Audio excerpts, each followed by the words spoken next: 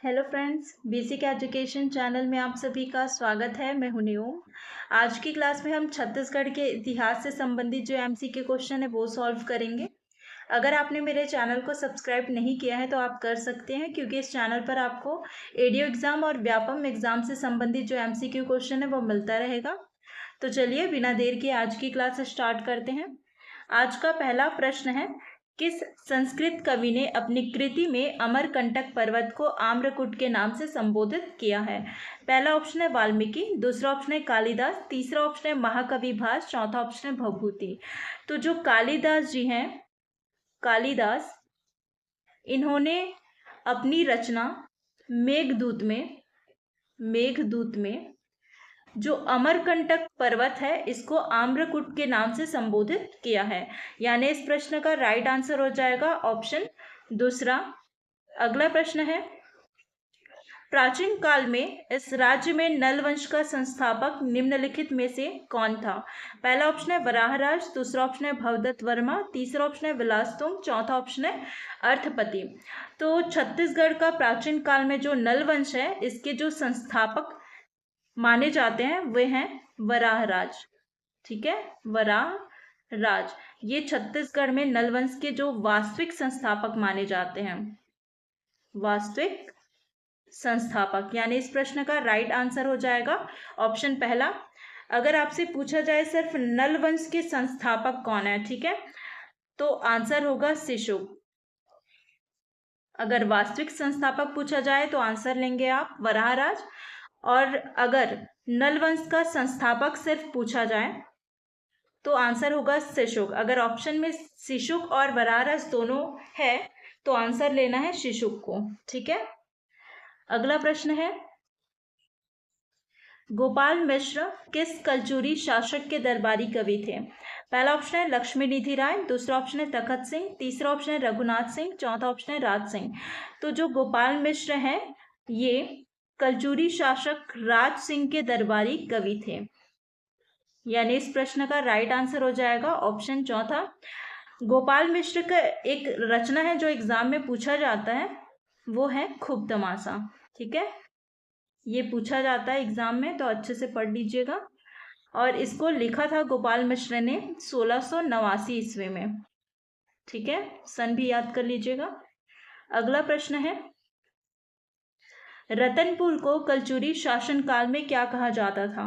पहला ऑप्शन है धनपुर, दूसरा ऑप्शन है मणिपुर, तीसरा ऑप्शन है श्रीपुर, चौथा ऑप्शन है कुबेरपुर। तो रतनपुर को जो है कलचुरी शासन काल में जो है कुबेरपुर के नाम से जाना जाता था, कुबेरपुर। यानी ऑप्शन चौथा इसका राइट आंसर हो जाएगा। अगला प्रश्न है, 14वीं शताब्दी के दौरान निम्नलिखित में से किस राजवंश ने छत्तीसगढ़ पर शासन किया? पहला ऑप्शन है शरभपुरी वंश, दूसरा ऑप्शन है नल वंश, तीसरा ऑप्शन है पांडु वंश, चौथा ऑप्शन है हैह वंश। तो 14वीं शताब्दी में छत्तीसगढ़ में जो है हैह वंश ने शासन किया था, इसी को कहा जाता है कलचुरी वंश। ठीक है, हैह वंश को कलचुरी वंश कहा जाता है। ठीक है, अगला प्रश्न है, छत्तीसगढ़ में कलचुरी राजवंश का वास्तविक संस्थापक निम्नलिखित में से कौन था? पहला ऑप्शन है कमल राज, दूसरा ऑप्शन है कलिंग राज, तीसरा ऑप्शन है कोकलदेव, चौथा ऑप्शन है मुग्धतुंग। तो छत्तीसगढ़ में जो है कलचुरी राजवंश का जो वास्तविक संस्थापक है ये माने जाते हैं कलिंग राज। ठीक है, कलिंग राज, इन्होंने 1000 ईस्वी में, ठीक है, स्थापना किया था और इन्होंने अपनी राजधानी बनाया था तुमाड़ को। ठीक है, तो इस प्रश्न का राइट आंसर हो जाएगा ऑप्शन दूसरा। अगला प्रश्न है, रतनपुर के किस शासक का उल्लेख देवारों के गोपाला गीत में प्राप्त होता है? पहला ऑप्शन है कल्याण साय, दूसरा ऑप्शन है बाहर साय, तीसरा ऑप्शन है प्रतापमल, चौथा ऑप्शन है बिंबाजी भोसले। तो रतनपुर का जो कल्याण साय है, कल्याण साय जो शासक थे, इनका जो उल्लेख है वो गोपल्ला गीत में मिलता है। ठीक है, यानी ऑप्शन पहला इसका राइट आंसर हो जाएगा। अगला प्रश्न है, रतनपुर के राम मंदिर निर्मित कराने वाले मराठा शासक का नाम क्या था? पहला ऑप्शन है व्यंकोजी भोसले, दूसरा ऑप्शन है बिंबाजी भोसले, तीसरा ऑप्शन है महिपत राव, चौथा ऑप्शन है केशव गोविंद। तो रतनपुर का जो राम मंदिर निर्मित कराने वाले जो मराठा शासक थे उनका नाम है बिंबाजी भोसले। ठीक है, यानी ऑप्शन दूसरा इसका राइट आंसर हो जाएगा। बिंबाजी भोसले ने जो है रतनपुर में राम टेकरी मंदिर का निर्माण किया था, करवाया था, राम टेकरी मंदिर। देखते हैं अगला प्रश्न। 9वां प्रश्न है, बस्तर में सन 1910 का आंदोलन किस स्थान से प्रारंभ हुआ था? पहला ऑप्शन है जगदलपुर, दूसरा ऑप्शन है भैरमगढ़, तीसरा ऑप्शन है पुष्पाल बाजार, चौथा ऑप्शन है नेतानार ग्राम। तो 1910 में, ठीक है, जो आंदोलन हुआ था उसका नाम है भूमकाल का विद्रोह हुआ था। भूमकाल विद्रोह ये हुआ था 1910 में।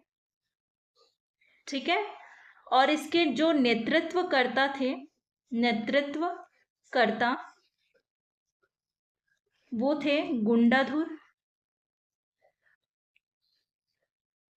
ठीक है, और इसका जो प्रारंभ किया गया था वो किया था पुष्पाल बाजार से प्रारंभ किया गया था। ठीक है, इस आंदोलन को, यानी जो भूमकाल विद्रोह है 1910 में बस्तर के जो पुष्पाल बाजार है उससे प्रारंभ किया था। इसके नेतृत्वकर्ता गुंडाधुर थे। ठीक है, यानी इस प्रश्न का राइट आंसर हो जाएगा ऑप्शन तीसरा। अगला प्रश्न है, हलबा विद्रोह खालिस्तान में अंग्रेजों और मराठों के विरुद्ध पहले प्रलेखित विद्रोह था। पहला ऑप्शन है दंतेवाड़ा, दूसरा ऑप्शन है बस्तर, तीसरा ऑप्शन है दुर्ग, चौथा ऑप्शन है कोंडागांव। तो हलबा विद्रोह ये हुआ था 1774 में। ठीक है, कहाँ हुआ था? बस्तर में। इसके नेतृत्वकर्ता थे अजमेर सिंह, अजमेर सिंह। ठीक है, तो इस प्रश्न का राइट आंसर हो जाएगा ऑप्शन दूसरा। ठीक है, हलबा विद्रोह जो है बस्तर में अंग्रेजों और मराठों के विरुद्ध पहले प्रलेखित विद्रोह था। ठीक है, इसके नेतृत्वकर्ता का नाम याद रखिएगा, एग्जाम में पूछा जाता है, जो कि है अजमेर सिंह। अगला प्रश्न है, बस्तर के परलकोट के किस जमींदार ने ब्रिटिश सत्ता के विरुद्ध विद्रोह किया था? पहला ऑप्शन है कालेंद्र सिंह, दूसरा ऑप्शन है शंभू साय, तीसरा ऑप्शन है गेत सिंह, चौथा ऑप्शन है राज सिंह। तो बस्तर के परलकोट के जो जमींदार हैं गेंद सिंह, इन्होंने जो है ब्रिटिश सत्ता के विरुद्ध विद्रोह किया था। ठीक है, यानी ऑप्शन तीसरा इस प्रश्न का राइट आंसर हो जाएगा। जो परलकोट का विद्रोह है ये हुआ था 1824-25 में। ठीक है, और इसके नेतृत्वकर्ता थे गेंद सिंह। देखते हैं अगला प्रश्न। 12वां प्रश्न है, कोई विद्रोह किस वर्ष में हुआ था? पहला ऑप्शन है 1857 में, दूसरा ऑप्शन है 1859 में, तीसरा ऑप्शन है 1860 में, चौथा ऑप्शन है 1861 में। तो जो कोई विद्रोह है ये हुआ था 1859 में। ठीक है, यानी इस प्रश्न का राइट आंसर हो जाएगा ऑप्शन दूसरा। जो कोई विद्रोह है इसके नेतृत्वकर्ता का भी नाम पूछा जाता है एग्जाम में। तो नेतृत्वकर्ता थे इसके नागुरदुल्ला। ठीक है, नागुर दोरला। और ये विद्रोह जो है क्यों किया गया था? तो इसका उद्देश्य था साल वृक्ष की कटाई को रोकने के लिए इसको शुरू किया गया था कोई विद्रोह, और इसे छत्तीसगढ़ का चिपको आंदोलन भी कहते हैं, और ये हुआ था भैरम देव के शासनकाल में। ठीक है, ये भी एग्जाम में पूछा जाता है कि किसके शासनकाल में कोई विद्रोह हुआ था। तो भैरम देव के शासनकाल में जो है कोई विद्रोह हुआ था। अगला प्रश्न है, लिखित में से कौन सा विद्रोह एक साल वृक्ष के पीछे एक व्यक्ति का सिर के नारे से जुड़ा हुआ है? पहला ऑप्शन है हलबा विद्रोह, दूसरा ऑप्शन है कोई विद्रोह, तीसरा ऑप्शन है लिंगागिरी विद्रोह, चौथा ऑप्शन है मेरिया विद्रोह। तो एक साल वृक्ष के पीछे एक व्यक्ति के सिर के नारे से जुड़ा हुआ है तो वो है कोई विद्रोह। ठीक है, इसमें नारा था कि अगर एक साल वृक्ष काटेंगे तो एक व्यक्ति का सर बदले में काटा जाएगा। ठीक है, कोई विद्रोह हुआ था 1859 में, यानी इस प्रश्न का राइट आंसर है ऑप्शन दूसरा। अगला प्रश्न है, छत्तीसगढ़ का वह विद्रोह कौन सा है जिसे बस्तर का मुक्ति संग्राम के नाम से भी जाना जाता है? पहला ऑप्शन है कोई विद्रोह, दूसरा ऑप्शन है लिंगागिरी विद्रोह, तीसरा ऑप्शन है परलकोट विद्रोह, चौथा ऑप्शन है तारापुर विद्रोह। तो बस्तर का मुक्ति संग्राम ये जाना जाता है, ठीक है, लिंगागिरी विद्रोह, यानी ऑप्शन दूसरा इसका राइट आंसर हो जाएगा। जो लिंगागिरी का विद्रोह है ये हुआ था 1856 में। इसका जो नेतृत्व करता है इस विद्रोह का, ये भी एग्जाम में पूछा जाता है, जो कि है धुर्वा राम माड़िया। धुर्वा राम माड़िया, ठीक है, ये जो है लिंगागिरी विद्रोह के नेतृत्व करता थे। अगला प्रश्न है छत्तीसगढ़ के निम्नलिखित में से किस मराठा शासक ने सूबा सरकार शासन व्यवस्था का सूत्रपात किया? पहला ऑप्शन है बिंबाजी भोसले, दूसरा ऑप्शन है चिमनाजी भोसले, तीसरा ऑप्शन है वेंकोजी भोसले, चौथा ऑप्शन है परसोजी भोसले।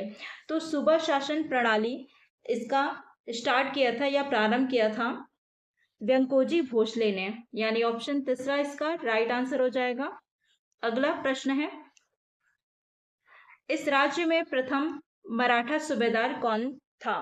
पहला ऑप्शन है महिपतराव दिनकर, दूसरा ऑप्शन है भवानी कालू, तीसरा ऑप्शन है रघुजी, चौथा ऑप्शन है बिकाजी गोपाल। तो छत्तीसगढ़ के जो प्रथम मराठा सूबेदार थे वे थे महिपत राव दिनकर। महिपत राव दिनकर। तो इस प्रश्न का राइट आंसर हो जाएगा ऑप्शन पहला। अगला प्रश्न है इस राज्य का मराठा सूबेदार इनमें से कौन था जिसके शासनकाल में यूरोपीय यात्री कोलब्रुक आया था? पहला ऑप्शन है केशव गोविंद, दूसरा ऑप्शन है बिकाजी गोपाल, तीसरा ऑप्शन है विट्ठल दिनकर, चौथा ऑप्शन है महिपत राव। तो जो केशव गोविंद है इनके शासनकाल में यूरोपीय यात्री कोलब्रुक आया था, यानी ऑप्शन पहला इसका राइट आंसर हो जाएगा। अगला प्रश्न है निम्नलिखित में से किस मराठा सूबेदार के समय यूरोपीय यात्री मिस्टर ब्लंट इस राज्य में आया था? पहला है महिपत राव दिनकर, दूसरा ऑप्शन है विट्ठल राव, तीसरा ऑप्शन है केशव गोविंद, चौथा ऑप्शन है बिकाजी गोपाल। तो जो मिस्टर ब्लंट है ये आए थे विट्ठल राव के समय, यानी ऑप्शन दूसरा इसका राइट आंसर हो जाएगा। मिस्टर ब्लंट ये छत्तीसगढ़ में आगमन हुआ था इनका 1795 में। अगला प्रश्न है छत्तीसगढ़ में सूबा शासन व्यवस्था का प्रारंभ हुआ? पहला ऑप्शन है 1785 ईस्वी में, दूसरा ऑप्शन है 1787 ईस्वी में, तीसरा ऑप्शन है 1790 ईस्वी में, चौथा ऑप्शन है 1795 ईस्वी में। तो छत्तीसगढ़ में जो सूबा शासन व्यवस्था है इसका प्रारंभ हुआ था 1787 ईस्वी में, यानी ऑप्शन दूसरा इसका राइट आंसर हो जाएगा। अगला प्रश्न है छत्तीसगढ़ पहली बार किस वर्ष में अंग्रेजी शासन के अधीन हुआ था?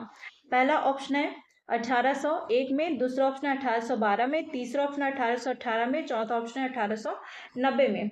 तो छत्तीसगढ़ पहली बार जो है 1818 में जो है अंग्रेजी शासन के अधीन हुआ था, यानी ऑप्शन तीसरा इसका राइट आंसर हो जाएगा।